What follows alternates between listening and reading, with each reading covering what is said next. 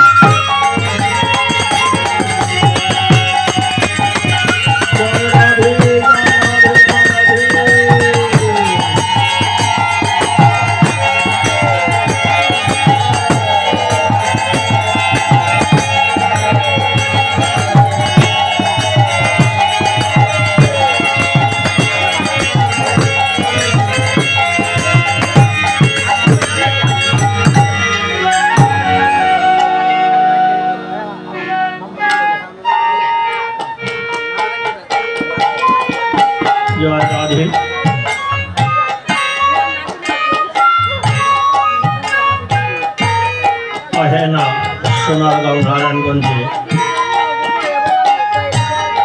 द्वितीयतम वार्षिकी महोत्सवे 16 प्रहर हरिनाम अष्टप्रहर राधा कृष्ण लीला कीर्तन मोट 24 प्रहर कीर्तन आज के शुभ दिवस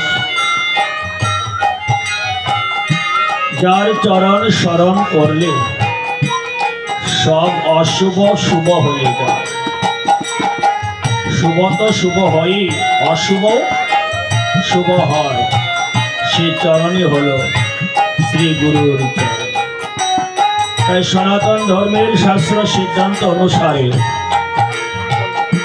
শাস্ত্রগুলো নির্দেশ করেছে যে কোনো শুভ অনুষ্ঠান শুরু করার পূর্বে গুরুর চরণ স্মরণ করতে তাই গুরুর চরণ দুভাবে পুজো করা হয় একটি হলো ফুল চন্দন দিয়ে আর একটি হলো বন্ধনার মাধ্যমে আজকের অধিবাস কীর্তনের প্রারম্ভে আমরা বন্ধনার মাধ্যমে নিজ নিজ গুরুদেবকে স্মরণ করব কারণ গুরু কৃপা ছাড়া কৃষ্ণ মেলে না আপনারা যারা দীক্ষা মন্ত্র গ্রহণ করেছেন নিজ নিজ মাতা পিতার চরণে প্রণাম জানিয়ে আপন আপন গুরুদেবকে একটু ধ্যান করুন আর যারা এখনো দীক্ষা মন্ত্র গ্রহণ করেননি নিজ নিজ মাতা পিতার চরণ প্রণাম করুন কেন কারণ মন্ত্র দিলে গুরু হয় আর মন্ত্র ছাড়া যারা গুরু তারা হলো মাতা গুরু পিতা গুরু গুরু জ্যেষ্ঠ ভাই। চলো সবাই বন্ধনার মাধ্যমে গুরুর চরণ পুজো করি। যেন গুরু নিজ গুণে কৃপা করে আমাদেরকে তার চরণ তলে স্থান দেয়।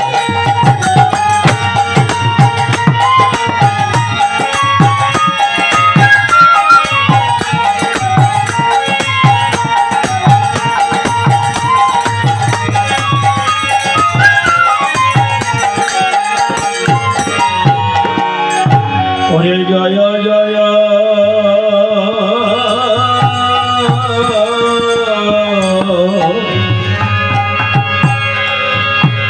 শ্রী গুরু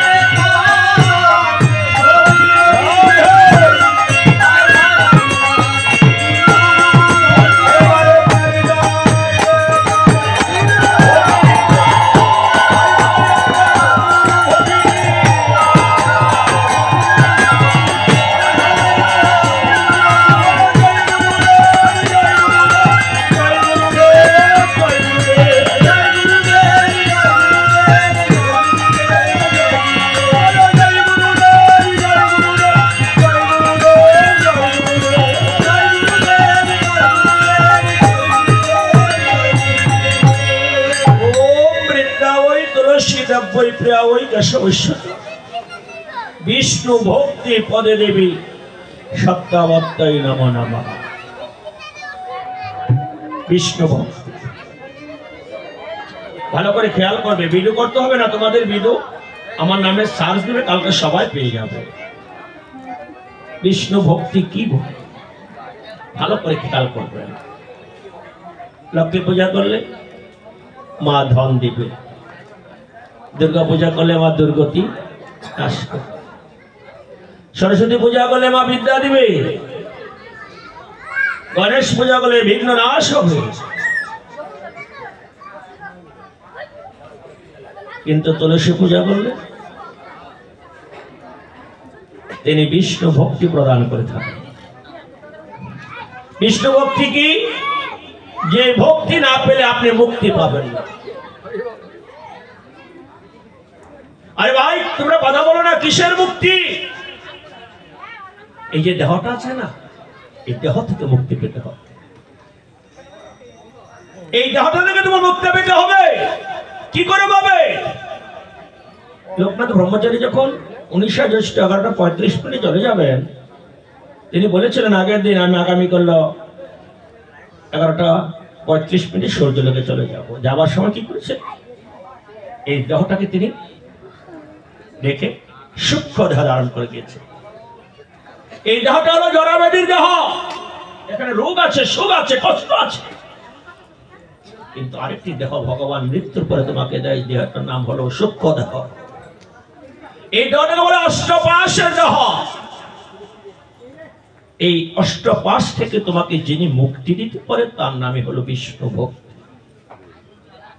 আর এই ভক্তি যিনি প্রদান করে থাকেন তাকে বলা হয় মহারানী তুলসী। তাই বিষ্ণু ভক্তি পদে দেবী সত্যাবত্তাই নমো নমঃ। আমরা যত কিছু আয়োজন করি, ভগবানকে সেবা দেব, কোটি টাকা খরচা করুন, কিন্তু যতক্ষণ পর্যন্ত ভোগে তুলসী পত্র না দিবেন ততক্ষণ পর্যন্ত গোবিন্দের ভোগ হবে না। কারণ তিনি নিজে বলেছেন 56 ভোগ 36 ব্যঞ্জন বিনা তুলসী প্রভু একনাহি মানে। তুলসীর কাছে তিনি কথা দিয়েছেন যে তোমার পত্র ব্যতীত আমাকে কেউ ভোগ নিবেদন করলে আমি সেই ভোগ গ্রহণ করব। আরে ভাই পৃথিবীতে অনেক ধর্ম আছে, কিন্তু তোমার গলায় যদি একজোড়া তুলসী মালা থাকে, বিশ্বের সবাই জানে তুমি কৃষ্ণের সন্তান, তুমি সনাতন ধর্মের সন্তান। তাই তোমাকে যিনি জগৎকে পরিচয় করিয়ে দেয় তোমার ধর্মকে, তিনি হলেন মহারানী তুলসী। তাই আপনারা সবাই আমার সাথে মন দিয়ে একটু তুলসী বন্দনা কীর্তন করুন, যেন মৃত্যুর পরে ভগবান আমাদের সকলকে কৃষ্ণের চরণে পৌঁছে দেয়, আমাদেরকে যেন আর এই পৃথিবীতে ফিরে আসতে না হয়। তোমার সুর ভালো কিনা মন্দ সেটা বিষয় নয়, তুমি মন দিয়ে একটু কীর্তন করো। আর এই জায়গাটি একটা মাত্র স্থান যেখানে গেলে সবার মন কৃষ্ণের দিকে ধাবিত হয়। এই কীর্তন এমন একটি জায়গা যেখানে গেলে তোমার চোখে ভগবানের জন্য জল আসবে। এই স্থানে চলো সবাই একটু মায়ের তুলসী প্রণাম করে বন্দনা করি, যেন মা আমাদের সকলকে মুক্তি দেয়। তারপরে আমি তোমাদের মাঝে দাঁড়াবো। তুলসী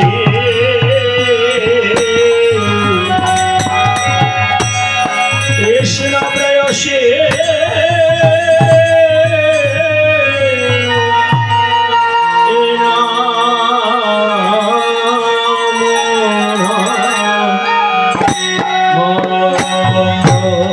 সবাই যাও তুলসী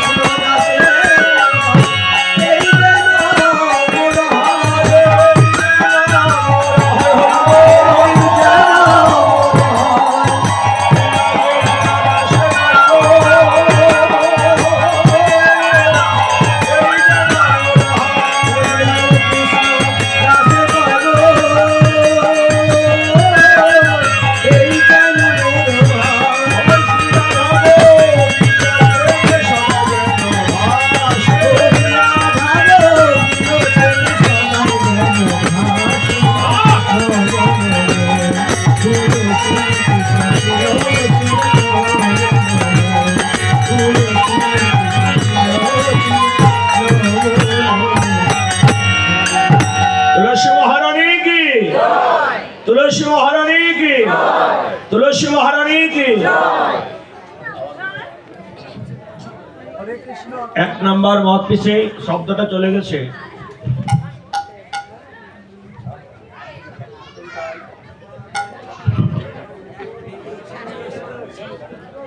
জয় রাধে।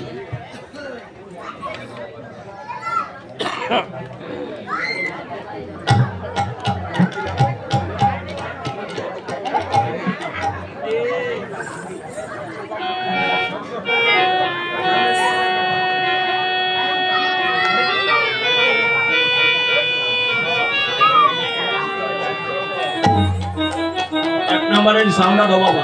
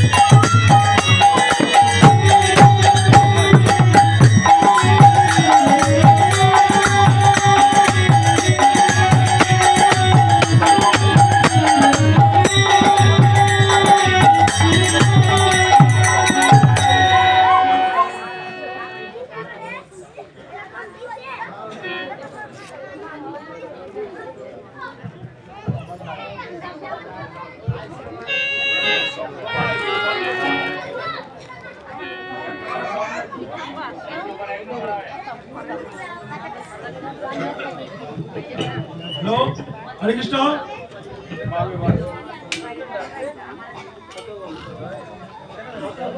हरे कृष्ण हरे कृष्ण ঠিক আছে हरे कृष्ण জয় রাধে সর্বপ্রথম সমস্ত সাধুগুরু বৈষ্ণবদের চরণে আমি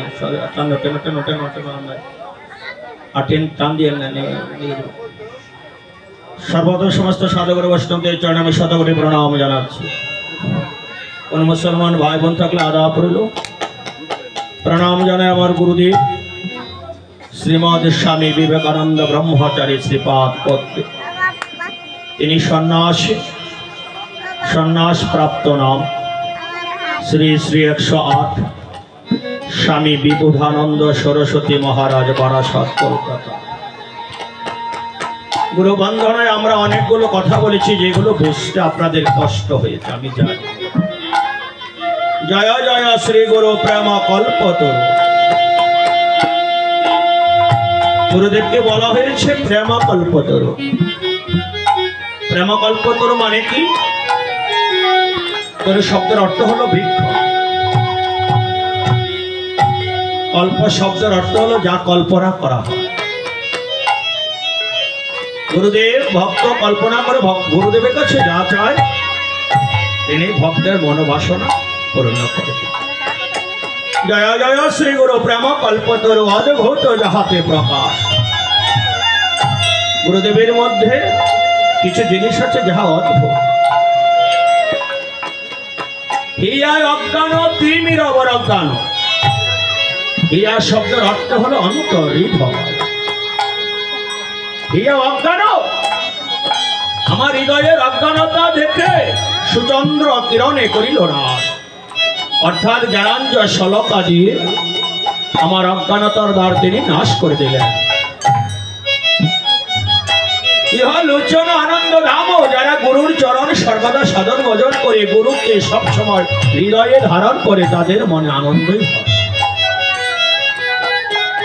শ্রী বৃন্দাবন যুগল ভজন নাম, যারা দীক্ষা মন্ত্র গ্রহণ করেছে একবার মন্ত্রটা মনে মনে স্মরণ করে দেখো যে প্রত্যেকের মন্ত্রেই রাধা কৃষ্ণ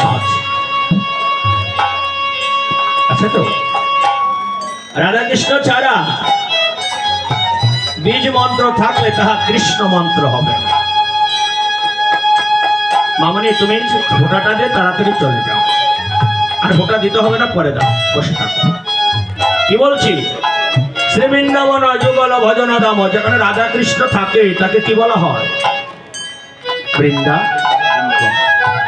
সে বৃন্দাবনের যুগল ভজন গুরু কৃপা করে আমাদের সকলকে দান করে দেবে। নির্মল গৌর প্রেমরস সিঞ্চনে, নির্মল গৌর, আমার গৌরকে বলছে নির্মল। আমার গৌর এসে ওই বৃন্দাবনের সাধন তত্ত্ব তিনি নিজে প্রকাশ করেছেন। রাধাকৃষ্ণ নিত্যলীলা কিন্তু বিলুপ্ত হয়ে গেছিল। আমার গৌর সুন্দর তিনি এসে আবার বৈষ্ণবদেরকে বৃন্দাবনে পাঠিয়ে দিয়েছিলেন। তাই বৃন্দাবনেও যারা থাকে সবাই বৈষ্ণব, কিন্তু মহাপ্রভুর সাথে যারা পুরীতে ছিল তাদেরকে কিন্তু বৈষ্ণব বলছে না। হ্যাঁ, নীলাচলবাসী যত মহাপ্রভুর গণ, একটু বৈষ্ণব বন্দনা আমরা করব। তাই সমস্ত বৈষ্ণবদেরকে তিনি বৃন্দাবনে পাঠিয়ে দিয়েছিলেন। সেখানে ভগবানের যে লুপ্ত লীলাভূমিগুলো ছিল সেখানে তিনি আবার উদ্ধার করে দিলেন। শ্রী বৃন্দাবন যুগল ভজন ধাম, তাহে করল উপদেশ নিরামল গৌর প্রেমরস সিঞ্চনে পুরালো সব মন আস। সূর্যর নাম বুঝে রতি নাহি হওয়ালো রুহত বৈষ্ণব দাস। বৈষ্ণব দাস বলছে এমন গুরুর নামে আমার রতিমতি হলো না। তাই এবার আমরা বৈষ্ণব বন্দনার এই গুরু বন্দনা করে তুলসী বন্দনা করে মাকে বললাম, মা যে তোমার শরণ নয় তারও বাঞ্ছা পূর্ণ হয়। তাই মায়ের কাছে আমরা কি চাই? যে টাকা পয়সা বাড়ি গাড়ি দাও, কৃপা করে করে মোরা বৃন্দাবন। মার কাছে আমরা চাইলাম, মা আমাকে কৃপা করে বৃন্দাবনে পাঠিয়ে দাও। মোরা মনে এই অভিলাষ, আমায় বিলাস কুঞ্জে দিও মা। আমি অন্য কুঞ্জে চাই না, আমি বিলাস কুঞ্জ চাই। কেন? ওই বিলাস কুঞ্জে আমার রাধা কৃষ্ণ নিত্য লীলা হয়, আমি সে যুগল ভজন দুই নয়ন ভরে দর্শন।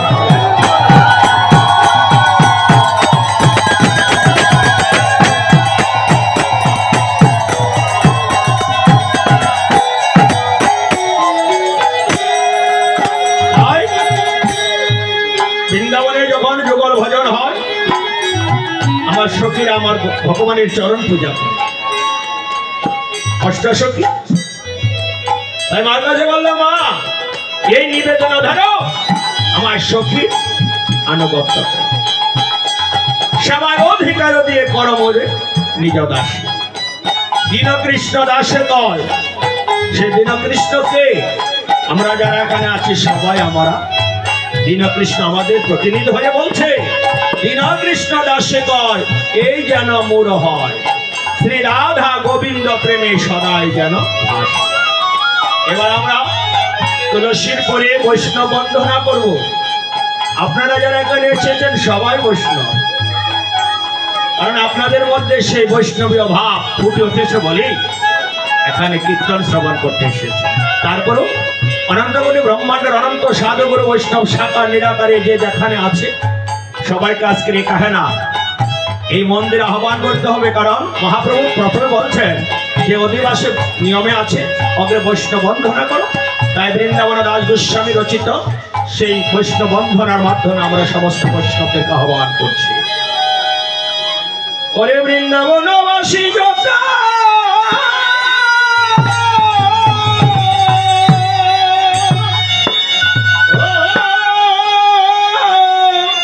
বৈষ্ণবেরি গণ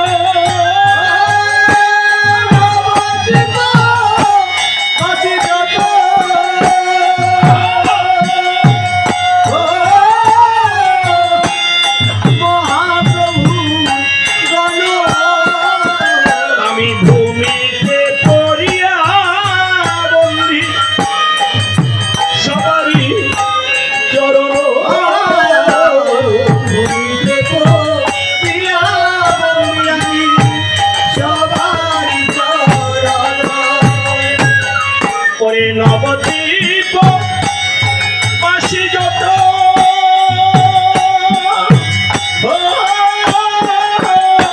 মহাপ্রভু ভক্ত বাসী যত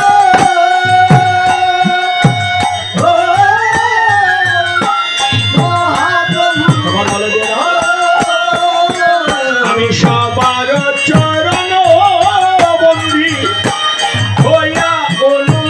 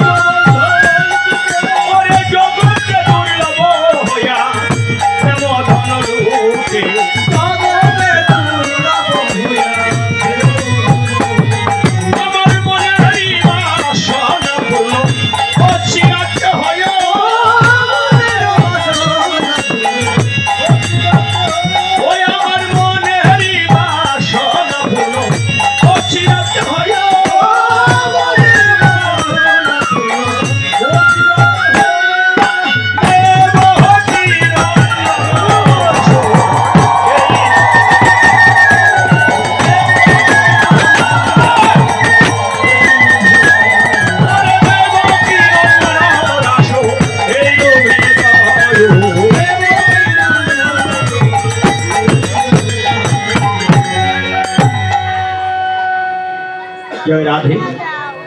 কথা বলবে না মামনেরা পারে পারে।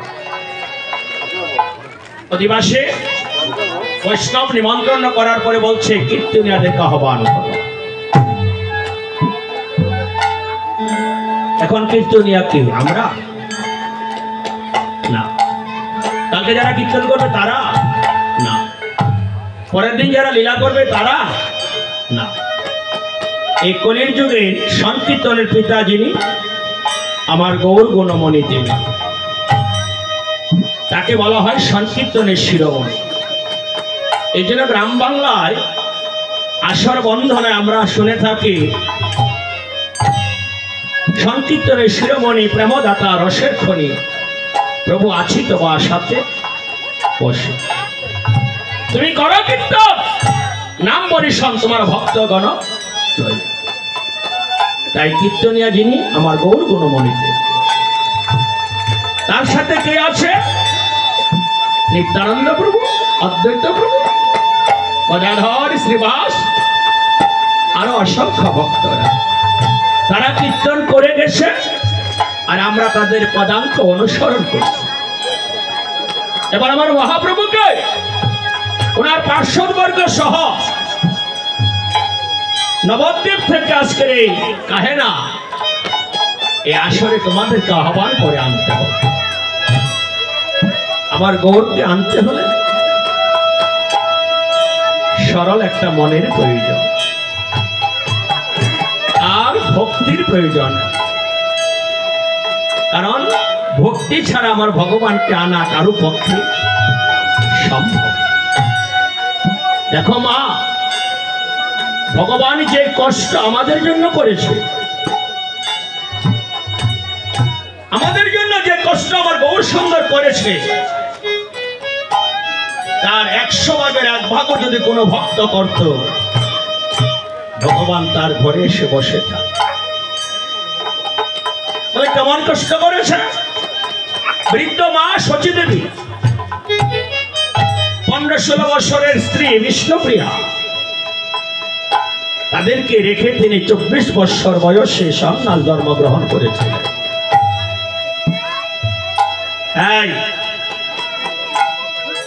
এই মা, আমার দিকে তাকাও। এই মালাটা রেখে দাও, রেখে দাও, আর মালাটা জ্বালা বাড়াবো না। বলে কি কষ্ট করেছে? কেন কষ্ট করলো? আপনি কি চান আপনার ছেলেটা জেলখানায় পড়ে থাকুক? আপনি কি চান আপনার সন্তান কষ্ট পাক? সে আমার ভগবানও চাইলেন ওনার সন্তান যারা আমরা আছি আমরাও যেন কষ্ট না পাই। কারণ আমি যদি নরকে যাই, নরক আমাকে যন্ত্রণা ভোগ করতে হবে। তাই আমাদের নরক যন্ত্রণা থেকে যিনি মুক্তি দিতে এসেছেন তিনি হলেন আমার মহাপ্রভু। চলো সবাই সরল মনে পঞ্চতত্ত্বকে আহ্বান করি, যেন ওনারা এই আসরে এসে ওনার কীর্তন উনি করেন। চলো সবাই মহাপ্রভুর চরণে শরণ দিই। ও জয় জয় নিত্যা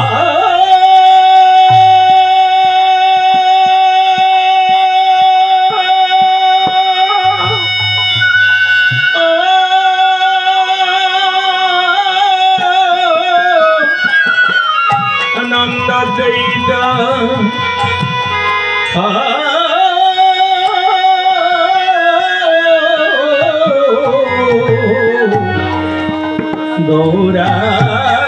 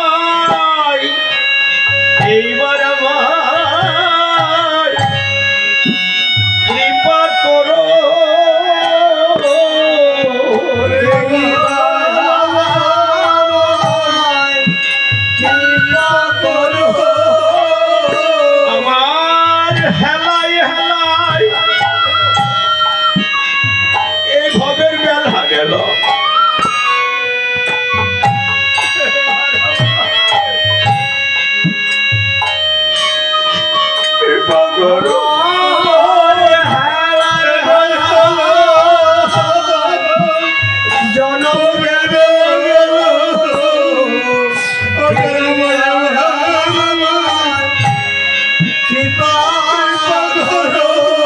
আমার এই মানব জন্য বৃথাই গেল প্রভু। এইবার আমার কৃপা করো।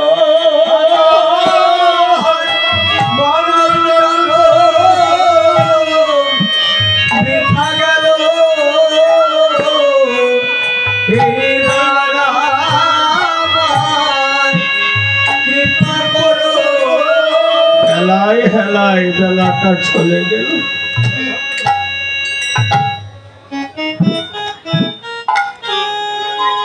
দিনের দিন গত হইল, আমি একা হয়ে যাচ্ছি। যাদেরকে আপন মনে করেছিলাম এখন দেখি কেউ আমার না।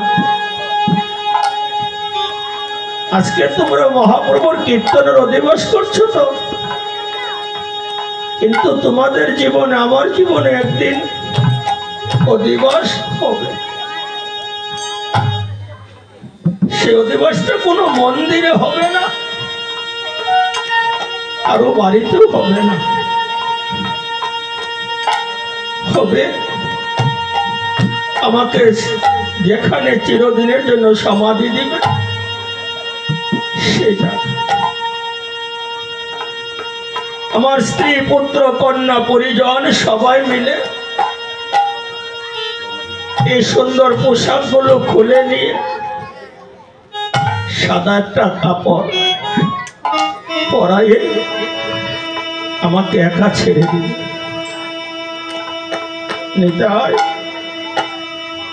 সেদিন তুমিও যদি আমাকে তোমার চরণ থেকে ধরে ফেলে দাও,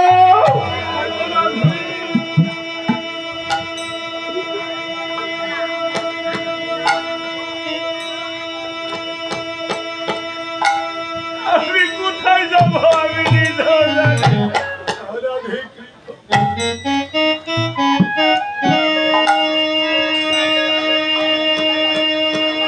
আমার বিদায় বেলা সেদিন যেন নিতাই আমি তোমার চরণ ছাড়া না, ওই আমার চরণ ছাড়া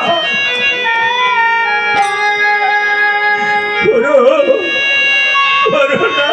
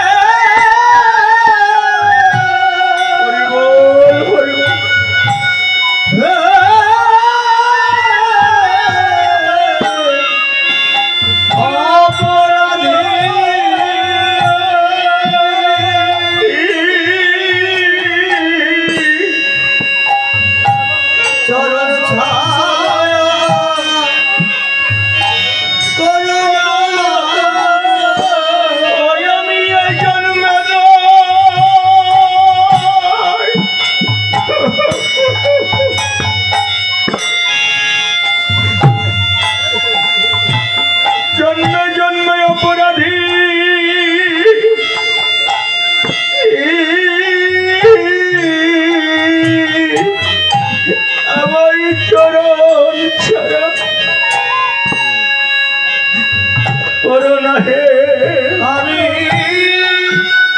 জন্মে জন্মে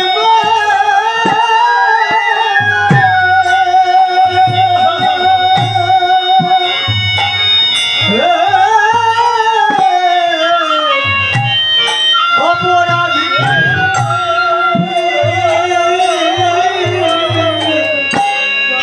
চরণ ছাড়া করো না হে। জীবনের শেষের দিনে আজকে যেমন তোমাদেরকে চন্দন দিয়েছে, নিজের হাতে চন্দন দিয়ে সুন্দর তিলক করেছে,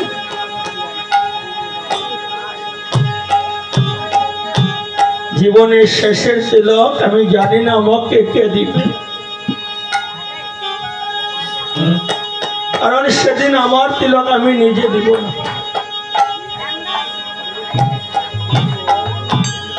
একটু আশীর্বাদ করো আমার সে তিলকটা যেন তোমাদের মতো সাধুগুরু বৈষ্ণবের হাত ধরে পায়।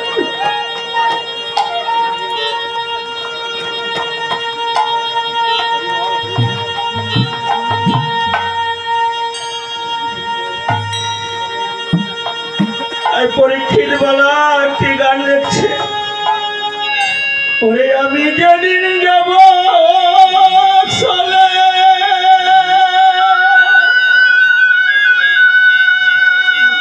তোমাদেরই সারিয়া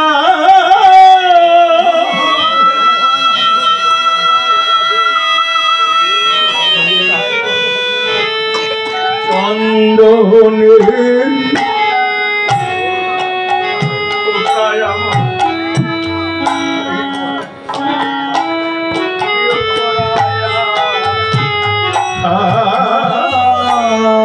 চন্দনেরি কোটায়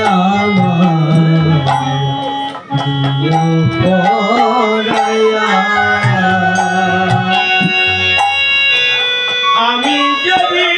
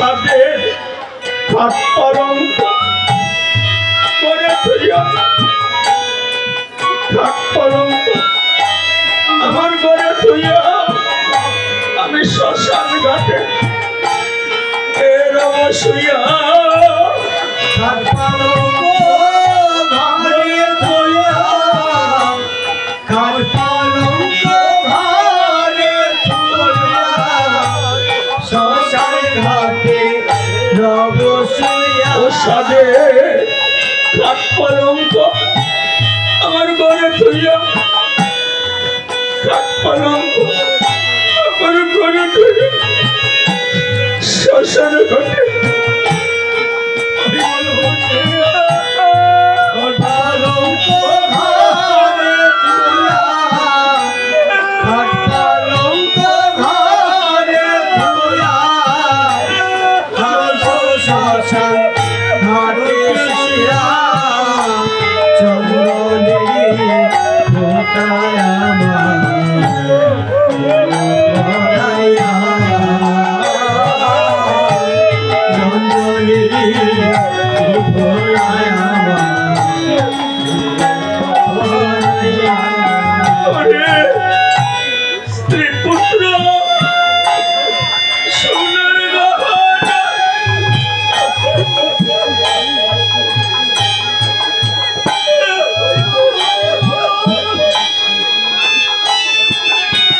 আমি ছেড়ে যাব এই বন্ধু বিষয় বাসনা পুত্র সোনার গহনা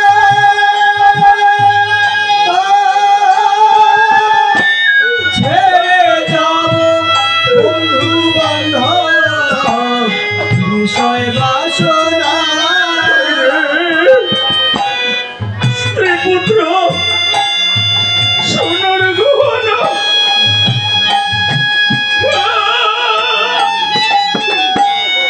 আমি ছেড়ে দেব বিষয় বাসনা স্ত্রী পুত্র সোনার গহনা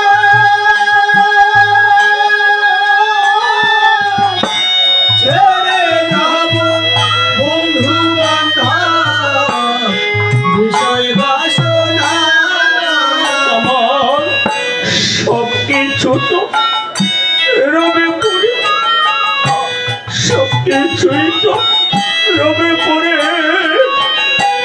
দেখব না আসিয়া সব কিছু তো রইবে পড়ে সব কিছু তো রইবে পড়ে দেখো না আসিয়া চঞ্চলেরই ফোঁটায় আমার পরায়া চঞ্চলেরই ফোঁটায় আমার নিতাই তুমি না দয়াময় তুমি জগাই মাতাকে উদ্ধার করেছ আমি কি তার চেয়েও বেশি পাপী হয়ে গেল আমি কত তোমাকে নীরবে নিবৃতে ডাকি আমি আসলে তোমাকে ডাকি আমার ডাক কি এখনো তোমার কানে যায়নি আমি কি বড় তোমার চরণ ছাড়া হয়ে গেলাম আমাকে তুমি কৃপা করো না প্রভু আমাকে তুমি কৃপা করো হে গুরুদেব গুরুদেব আমার জীবনের শেষে দিন যেন আমি তোমাকে ডাকতে না হয় ওই আমি যাব কোন দেশে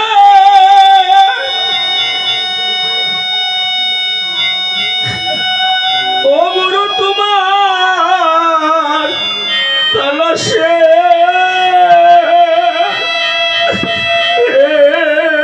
শোনো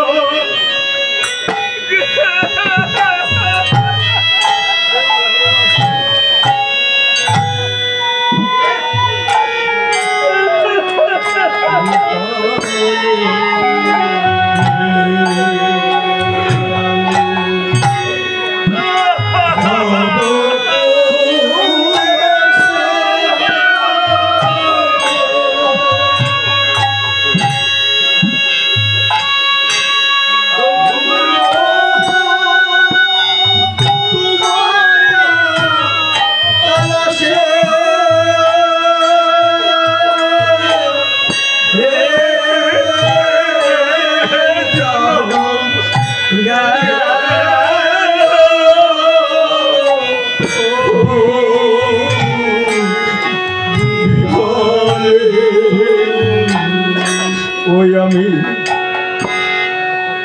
যাব কোন দেশে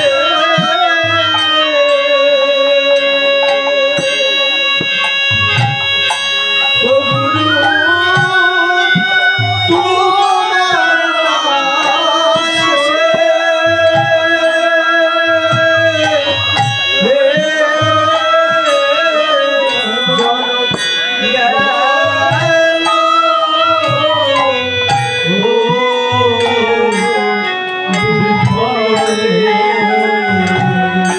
ওই আমার ওয়ে জনম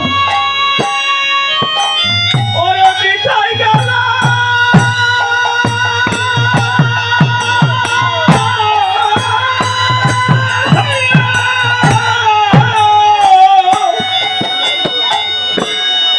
এই দেখো গুরু সেবা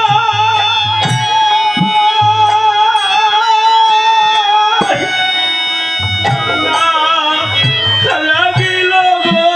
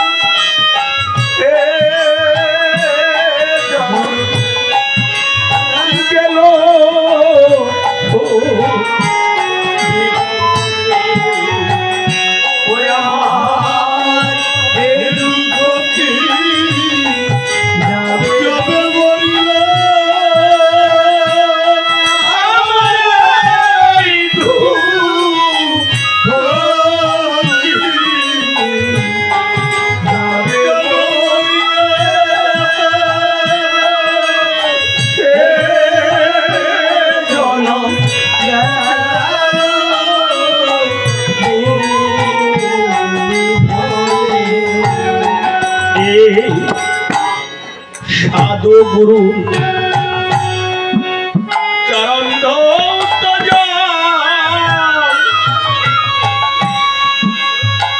ও শুনি স্বর্গ তীর্থের ফল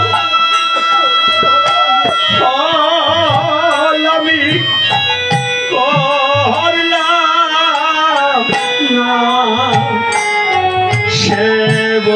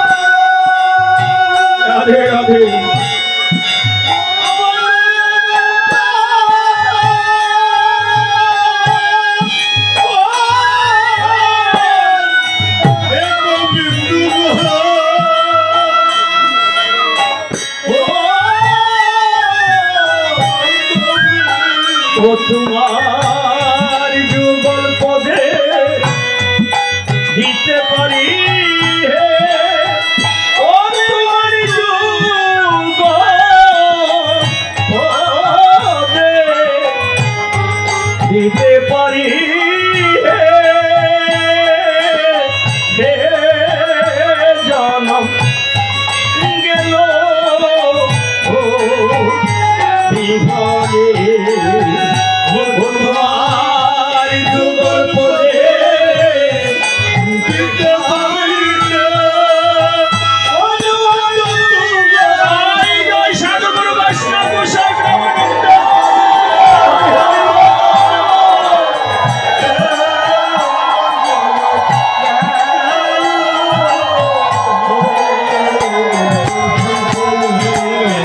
ওই আমি কোন দেশে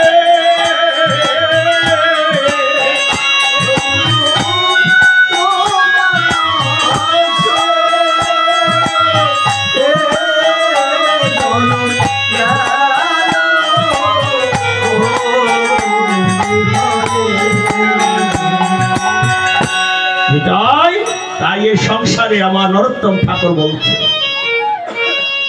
এই মনুষ্য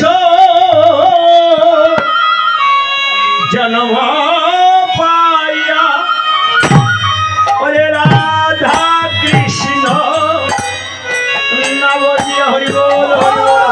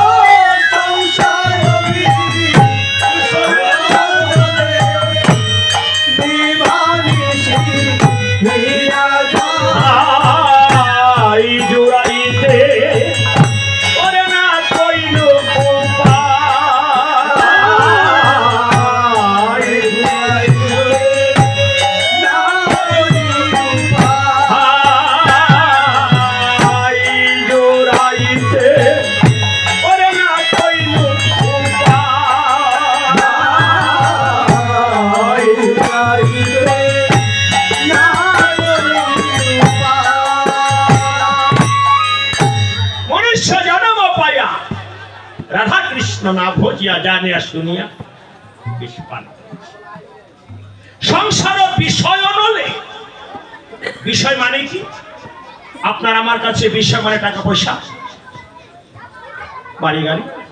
আর জ্ঞানীরা বলছে, সাধুরা বলছে, ঋষিরা বলছে, মুনিরা বলছে বিষয়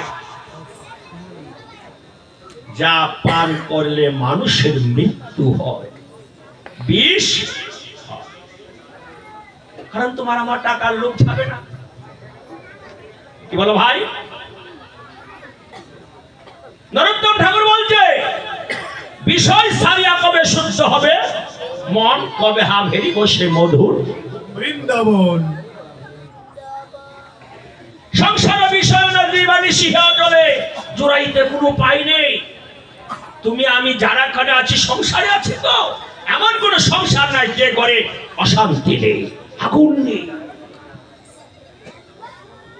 কথা ঠিক না ঠিক? আর ঘরে শান্তি আছে নেই? কারণ তুমি শান্তি পাবে না, শান্তির জন্য তোমার জন্ম হয়নি।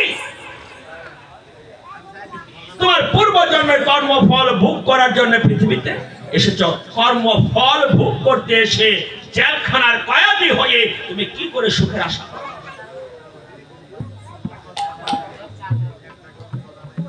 সুখ পাবে না, সুখ তোমার নেই।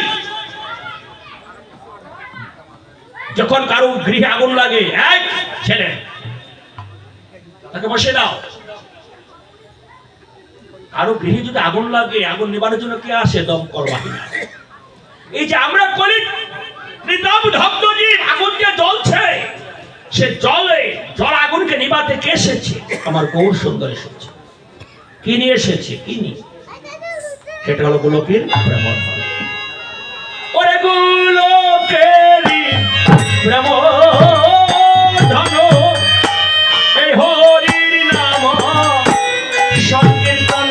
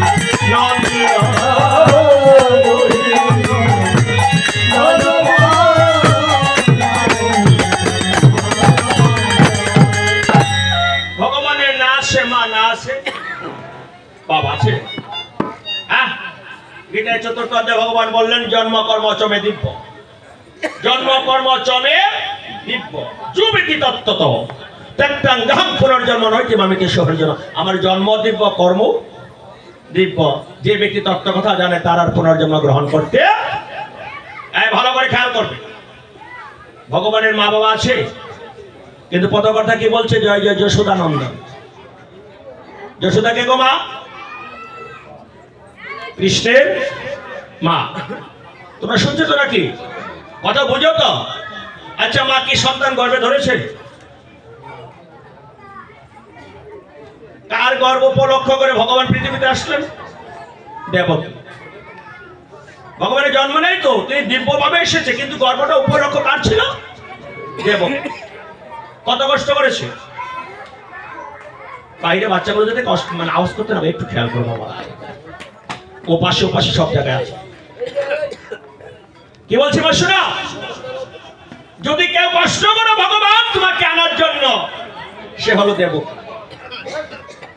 হাতের শিকল, পায়ের শিকল, কংসের কারাগারে যার নিবাস, সন্তান জন্মগ্রহণ করে নবজাতক সন্তানকে কংস পাথরে আছাড় দিয়ে মেরে ফেলে না? কয়টা সন্তান মেরেছে?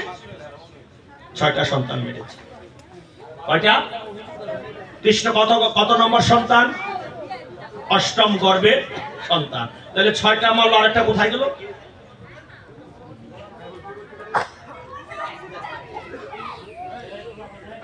মার গর্ভ থেকে কোন সন্তান যদি পৃথিবীতে না আসে, এটা কি সন্তান হিসেবে গণ্য হবে?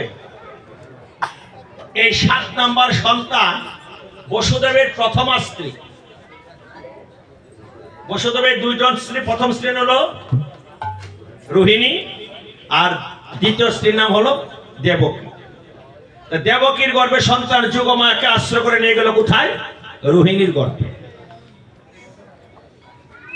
আর কংস মনে করেছে দৈবকীর গর্ভটা নষ্ট হয়ে গেছে, এবার 8ম গর্ভে আসবে। কংসের মনে মনে ধারণা এবার তাকে আর সারা যাবে না। হ্যাঁ, যদি সবচেয়ে বেশি কষ্ট কেউ করে সে হলো দেবকী। আর পদকর্তা তুমি লেখলে কিনা যশোদা নন্দন, আরে দেবকী নন্দন কেন লেখলে না? সত্য না? দেবকী আরো বেশি কষ্ট করেছে? হ্যাঁ করেছে। কি করেছে? দেবকী ছিল ধরা সতী। সতী কি করেছিল? স্তন কেটে অতীত রূপে নারায়ণের সেবা দিয়েছিল। পারবে? আমাদের তারা তো কষ্ট করতে জানি না। কীর্তন যে করবেন ভাই, কীর্তন করতে কষ্ট লাগে, দাঁড়ে দাঁড়ে ভিক্ষা করতে হয়, দাঁড়ে দাঁড়ে যে কষ্ট করতে হয়, কত কাজ বাড়িতে। কারো বাড়ি নোংরা হয়ে যাবে, কারো বাড়িতে দল থাকবে, কারো বাড়িতে কত কিছু থাকবে, অতিথি আসবে, কষ্ট করতে হয়। সারা দিন রাত 24 ঘন্টা কষ্ট করে সাধুদের কানার জন্য তোমরা কষ্ট করেছো বলে আজকে এসেছে। তোমরা কষ্ট করেছো বলে আজকে এসেছে। কারণ এই সাধুরা যদি না আসতো, এটা কাহানা মাটি ছিল, এটা একটা মন্দির নাকি? এটা না কারো বাড়ি? কয়টা মন্দির? এটা কার বাড়ি? যাদব বাবু আছেন এখানে, স্বর্গীয়, ওনার বংশধর আছে তো? কোথায়? এখানে আছে। তাদের বলে যায়, তাদের পূর্বপুরুষের আশীর্বাদ ওনাদের মাথায় আছে। যদু কার বাড়ি জন্য বললেন? যাদব বাবুর বাড়ি ছিল। এই বিকালবেলা যাদব বাবুর বাড়ি ছিল। যখন আপনারা এখানে চরণধুলি দিলেন, এটার বাড়ি রাখলো না, এটা নব বৃন্দাবন। কি বৃন্দাবন? কার গুণে হলো? আপনাদের সকলের বৈষ্ণবের আগমনের। কি সত্য না মিথ্যা? তাই বলি মা, ভগবানকে আনার জন্য তোমাদের কষ্ট করতে হয়। তাই যিনি বেশি কষ্ট করেছে সে হলো দেবকী। কিন্তু ওই যে ধরা সতী অতীত রূপে নারায়ণের সেবা দেওয়ার জন্য একটা স্তন কেটেছিল না? শুধু কি স্তন কেটেছে, সে কাটা স্তনের উপর কাপড় বেঁধে নিজ হাতে ভগবানকে পাক করে সেবা দিয়েছে। সেবা দেওয়ার সময় তার বুকে কাপড় ভেদ করে কয়েক ফোঁটা রক্ত মাটিতে পড়ে গিয়েছিল। তখন কৃষ্ণ ভগবান বলেছিল অতীত হয়ে, মা তুমি কি রজস্বলা হয়ে আমাকে ভিক্ষা দিয়েছিলে?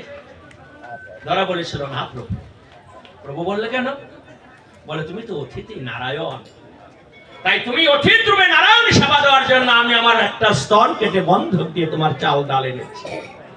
ভক্তের কষ্ট সহ্য করতে না পেরে তখন বলেছিল, ধরা তুই চেয়ে দেখ কাকে সেবা দিয়েছিস, অমনি সেই অতিথিকে সংসর্গ করবে না। ভগবান দাঁড়িয়েছে। বলেছিল সুন্দরা, যে স্তন কেটে আমাকে অতিথি রূপে সেবা দিয়েছিলি মা, সেই স্তনের দুগ্ধ আমি পান করবো পড়ে এই সংসারে সবাই জানবে তুমি আমার মা। ভগবানের দেওয়া কথা কি পদকর্তা ভুল লিখতে পারবে? আর কলিতে কি হলো? বলরাম হলো কি নিতাই। নিতাই কাকে বলে? যে মার খেয়ে কষ্ট করে হরিনাম দিলায়। এই বাচ্চারা কি হয়েছে? মার খেয়ে যে কষ্ট করে হরিনাম বিলাইছে, বিলাইছে না? আপনাদের কীর্তন হচ্ছে এই কাহিনী 2 বছর না? আর মনে বন্ধ হবে না যদি একতা থাকে। যদি একতা থাকে আর বন্ধ হওয়ার কোনো সুযোগ নাই। কারণ মনের মধ্যে কৃষ্ণ বিকাশা গাধা দেখবেন বাবা, সবার চোখে কিন্তু যেদিন আসরটা বাইরে যাবে সবার চোখে জল আসবে না। যারা বেশি বেশি কষ্ট করেছে, পরিশ্রম করেছে, তাদের চোখের জলে আসরটা বেশি যাবে। কারণ যে যাকে বেশি ভালোবাসে তার জন্য তো কষ্ট হয়। কখন কীর্তনটা আসবে, কত অসংখ্য ভক্তরা বসে থাকে। তোমাদের ভাগ্য ভালো যে বছর কীর্তনটা তোমার রাসের পূর্ণিমায় পড়ে গেল, রাস পূর্ণিমায় পড়ে গেছে। তাই বাবা কষ্ট করেছে, নিতাই করেছে, তোমরা করেছো। কেন করেছো? হরিনাম দেওয়ার জন্য। তাই তোমাদের চরণে আবারও প্রণাম জানাচ্ছি। পরে নন্দ সুত ছিল যে সচি সুত হলো সেই, বলরাম হইল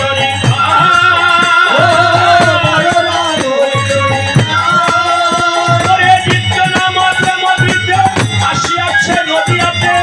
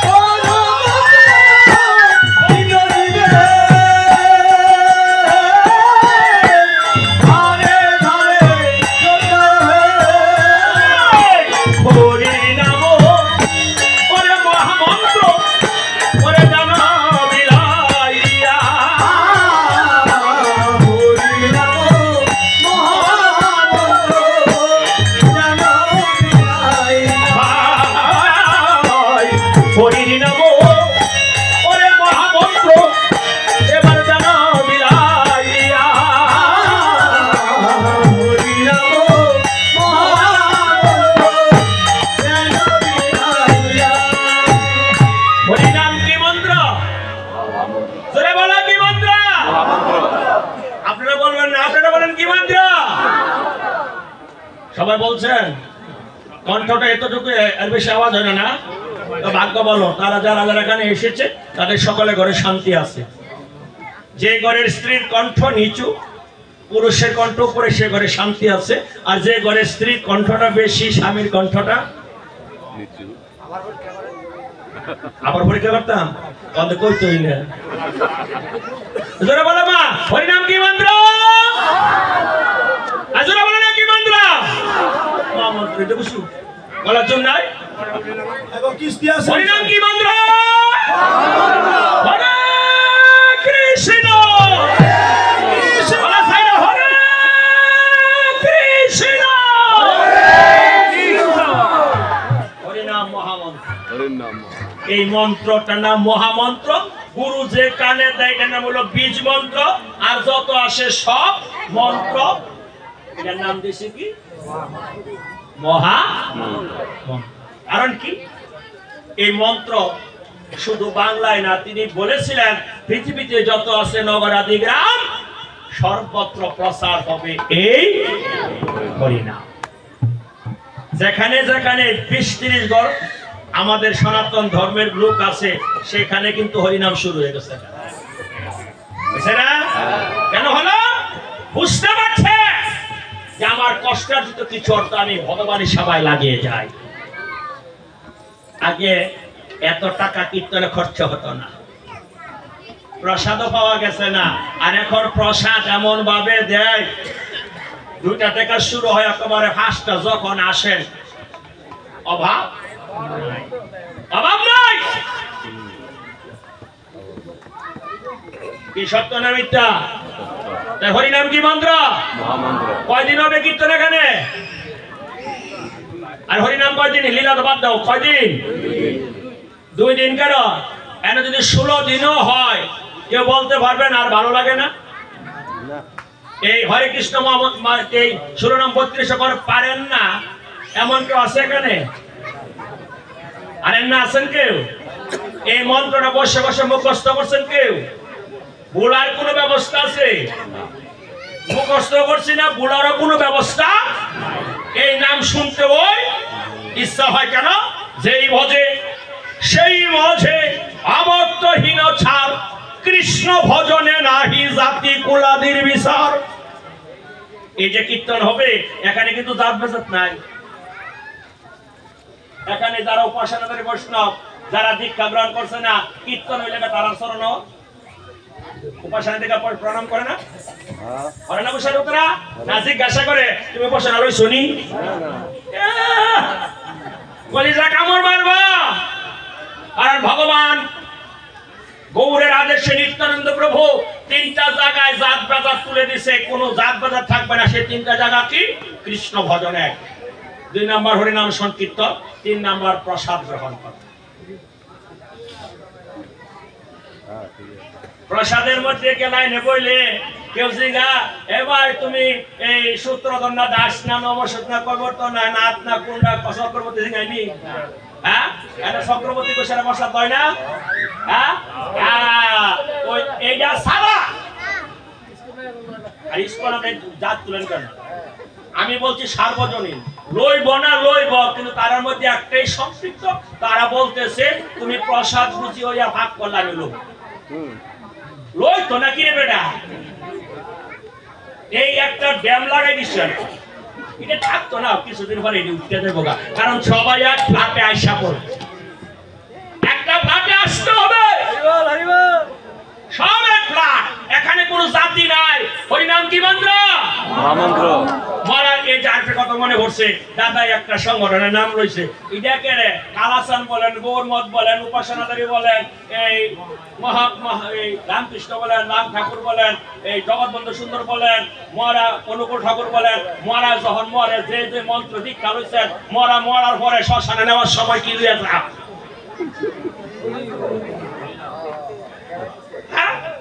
হরিকৃষ্ণ ছাড়া অন্য কোনো গান কীর্তনে দেখতে পাবো? গেলে কত নাম ব্যাকতলা কি নাম বলতেছি? হ্যাঁ, কারণ মোর শরীর না মানে করবো কি নাম? হরি হরি হরি বলছে, হরিকে নামাও নামাও। হরি বলছে আমি নামার আগে তুমি নামে যাও। বলে আমি কোথা থেকে নামবো? বলে হিংসা, নিন্দা, অহংকার এই সকল থেকে বঞ্চিত হয়ে নিচে নেমে যাও। হরিনাম কি মন্ত্র? বুঝলো না? সবাই আমার সাথে একটু হাত তালি দেখাইবা, হাত তালি দিয়ে সহস্র। হরে কৃষ্ণ হরে কৃষ্ণ কৃষ্ণ কৃষ্ণ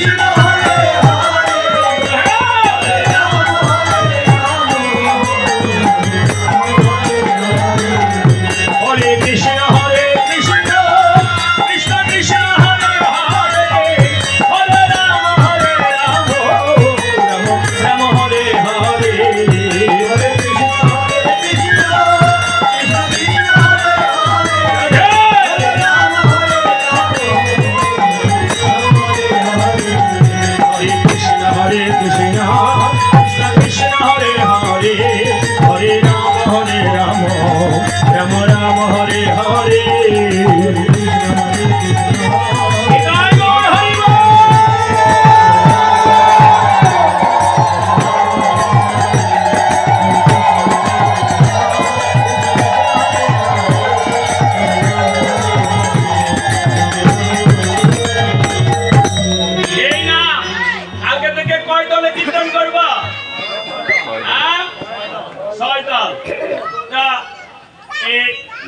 আমরা কয় দল?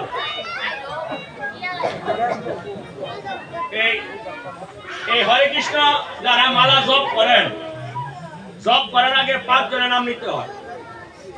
বলে তো একটা মন্ত্র আছে, শ্রীকৃষ্ণ চৈতন্য প্রভু নিত্যানন্দ শ্রী অদ্বৈত গদাধর শ্রীবাসাদি।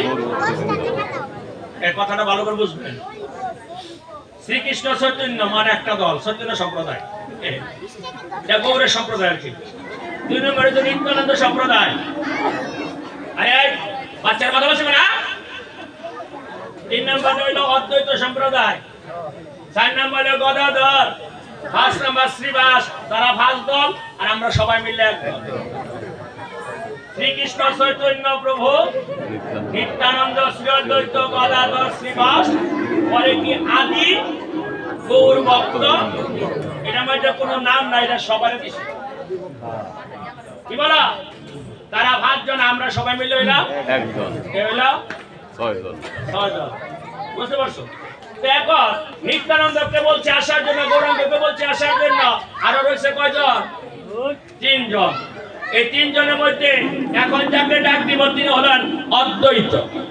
অদ্বৈত কি? যাকে বলা হয় গৌর আনা ঠাকুর। গৌরকে পৃথিবীতে যিনি আনছেন তার নামই হলো অদ্বৈত। কোথায় এনেছে? ঐশ্বরধনীর তীরে। অদ্বৈত প্রভুর গুরুদেবের নাম ছিল মাধবেন্দ্র পুরী। সে মাধবেন্দ্র পুরী বলেছিল, অদ্বৈত তোমার দ্বারাই আমার গৌর আসবে। তাই গুরু বাক্য শিরোধার্য করি গঙ্গা জল তুলসী পত্র একদিন নয় দুদিন নয় একের ক্রমে 12 বৎসর ওই সুরধ্বনিতে নিক্ষেপ করে আমার ভগবান গৌরকে পৃথিবীতে এনেছে বলে তাকে বলা হয় গৌর আনা ঠাকুর। আবার বলা হয় শান্তিপুরের বুড়ো গোসাই 2 অঙ্গে 1 অঙ্গ অদ্বৈত সদাশিব মহাবিষ্ণু। সদাশিব মহাবিষ্ণু। এবার তাদেরকে আহ্বান করছে, জয় জয় মহাবিষ্ণু অবতার শ্রী অদ্বৈত চন্দ্র।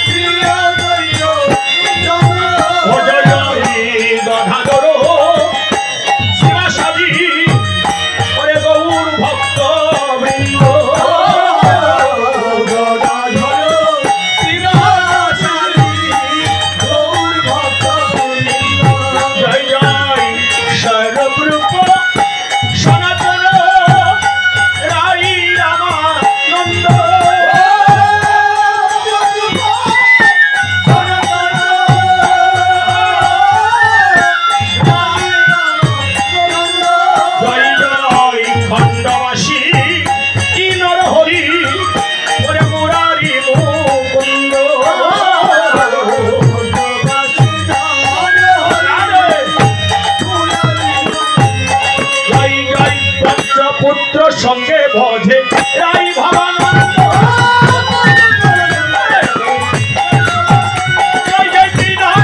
সঙ্গে নাচে শ্যাম শিবানন্দ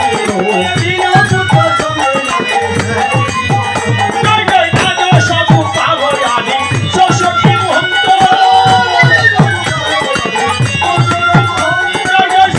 চক্রবর্তী অষ্ট কবিরাজ চন্দ্র